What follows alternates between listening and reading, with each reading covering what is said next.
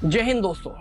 साल 15 अगस्त 1947 जिस दिन हमारा देश आजाद हुआ, हमारे देश के आजाद होने के बाद कांग्रेस पार्टी की सरकार बनती है और उसके prime minister mister Jawaharlal Nehru बनते हैं। इस बारे में किसी भी हिंदुस्तानी को किसी तरह का कोई शक नहीं है, लेकिन कुछ लोग हैं जो इस पर भी शक करते हैं। यहाँ पर सरदार साहब को याद किया गया, मुझे अच्छा लगा और ये बात हम सब मानते हैं। हो सकता है हमारे कांग्रेस के लोग इस बात को नहीं मानेंगे। हम अभी भी मानते हैं कि सरदार साहब अगर देश के पहले प्रधानमंत्री होते तो जम्मू कश्मीर समस्या ना होती। अरे कहना क्या चाहते हो?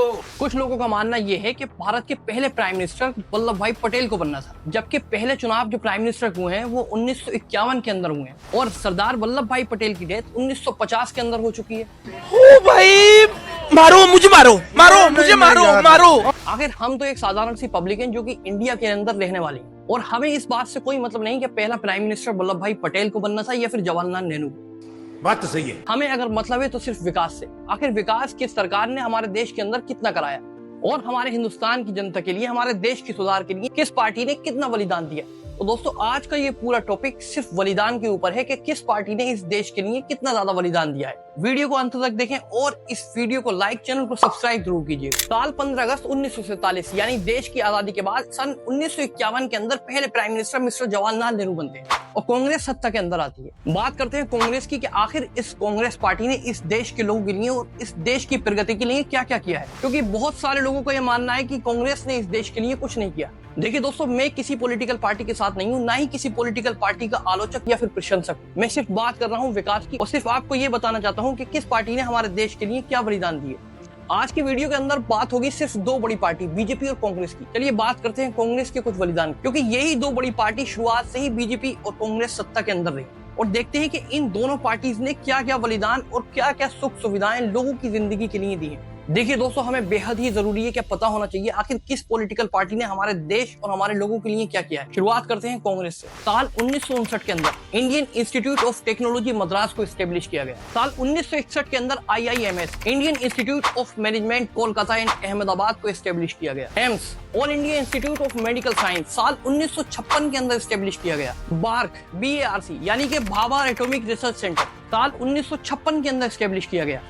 SAIL यानी कि steel authority of India limited साल 1973 के अंदर एस्टेब्लिश किया गया। ONGC oil and natural gas corporation in 1993। ISRO Indian space research organisation जिसे साल 1969 के अंदर एस्टेब्लिश किया गया। भाखड़ा नागपाल प्रोजेक्ट 8 जनवरी साल 1945 के अंदर एस्टेब्लिश किया गया। और हमारे देश की LIC लाइफ इंश्योरेंस कंपनी को साल 1956 के अंदर और दूरदर्शन को साल 1959 के अंदर एस्टेब्लिश किया गया। दोस्तों, मैंने जो आपको 10 बड़ी अचीवमेंट्स बताई थी कांग्रेस पार्टी और उसके लीडर्स के द्वारा, ये तो एक छोटी सी झलक थी। इसके अलावा 22 और ऐसी बड़ी अचीवमेंट्स जो कि बाकी हैं अभी। मैं फिर से आपको एक बार और कहता हूं, मैं किसी पॉलिटिकल पार्टी का सपोर्टर नहीं, ना ही कांग्रेस का और ना ही बीजेपी का। मैं सिर्फ अचीवमेंट्स को बता रहा हूं जो कि जिस भी पार्टी के द्वारा की गई हैं। अगर ये सारी की सारी अचीवमेंट्स बीजेपी के द्वारा की जाती तो मैं बीजेपी के बारे में बताता। अब मैं आपको बीजेपी के बारे में बताता हूं जो कि इन 10 सालों के अंदर बीजेपी ने भी हमारे देश के लिए कुछ किया है। चलिए मैं आपको एक एक करके उसके बारे में भी बताता हूं। और बीजेपी पार्टी ने पिछले 10 साल के अंदर जो बड़ी अचीवमेंट्स की हैं उसके अंदर आता है इलेक्टोरल बॉन्ड्स, जो कि सबसे बड़ा घोटाला देश का। कोविशील्ड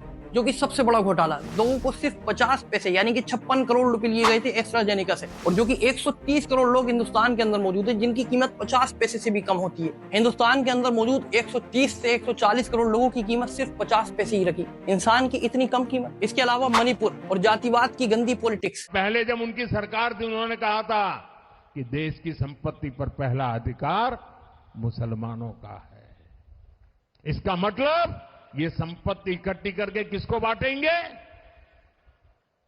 जिनके ज्यादा बच्चे हैं उनको बांटेंगे, घुसपैठियों को बांटेंगे। ये सब कुछ बीजेपी की अचीवमेंट्स हैं। दोस्तों, आपको ये वीडियो पसंद आया हो तो आप वीडियो को लाइक और मेरे चैनल को सब्सक्राइब करना ना भूलिएगा। आपके छोटे से लाइक और सब्सक्राइब की वजह से आपका कुछ नहीं जाएगा, लेकिन मुझे बहुत बड़ी मोटिवेशन मिलेगी। वीडियो को देखने के लिए धन्यवाद।